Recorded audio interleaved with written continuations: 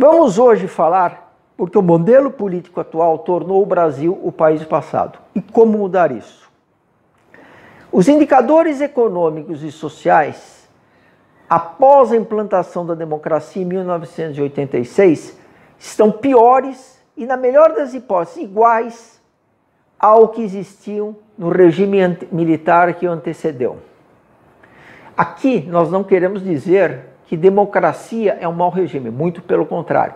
A grande questão, o grande problema é que a forma como a democracia foi implantada no Brasil levou continuamente o país em direção ao passado e cada vez mais para trás na hierarquia mundial. Por quê? O grande problema é que a democracia é um excelente regime após um certo desenvolvimento econômico, social e cultural ainda não atingido pelo Brasil. Vamos para a história do mundo. Europa. Europa, até o final dos anos 1800, em alguns casos até depois disso, era basicamente governada por reis. O que eram reis? Reis eram ditadores muito bem educados que poderiam ser um bom ou mau rei, mas eles estavam preparados para fazer um bom governo. A partir de 1900, aproximadamente, a Europa atingiu um determinado nível de educacional, social e cultural que permitiu a instalação da democracia. Vamos ver o país mais desenvolvido em 1800 e início dos anos 1900, a França. A França fez sua primeira tentativa ao final dos anos 1700. Não deu certo, caiu, retornou à monarquia, veio Napoleão Bonaparte, fez novas tentativas e finalmente ela só se consolida como uma democracia em 1870. Itália. A Itália também fez tentativas 1700, quase 1800. Nunca se consolidou. Passou-se para um retorno à monarquia, passou-se pelo regime de Mussolini até 1945 e só então se estabeleceu uma democracia. A Espanha, muito similar à Itália, passou-se por uma ditadura de Franco e somente em 1975 se tornou uma democracia de fato. E poderíamos enumerar outros países europeus, inclusive a própria Rússia, czarista, era uma ditadura, se sucede a uma ditadura de comunismos e somente no final dos anos 80, início dos anos 90, é que se começa a fazer uma transição para uma democracia. Mas não é só na Europa, Ásia.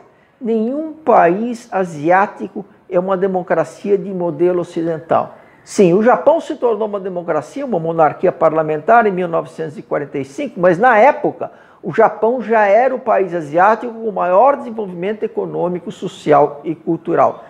Vamos pegar os nossos 3 benchmarks de artigos anteriores, os 3 países que fizeram a transição do terceiro para o primeiro mundo: China, Coreia do Sul e Singapura. Esses países tiveram um crescimento econômico enorme, tiveram uma redução de violência gigantesca, hoje ela é baixíssima. Em caso de Singapura, ela é quase inexistente. Os níveis do Brasil em termos de violência são mais de 110 vezes os níveis de Singapura e atingiram um determinado nível de desenvolvimento econômico, social e cultural. Então a China ainda é um regime fechado, centralizado, de extremo capitalismo. A própria Coreia do Sul é um estado plutocrático. Singapura é uma ditadura estatal extremamente eficiente. Entretanto, os 3 países, vamos excluir a China, mas principalmente a Singapura e Coreia do Sul, já estão fazendo a transição para um regime democrático. E o Brasil? 1889 proclama-se a República.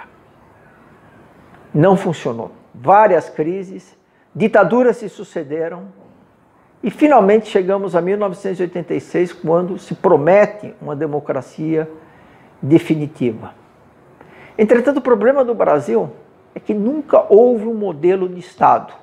Houve sempre o grupo de ocasião, o modelo de ocasião.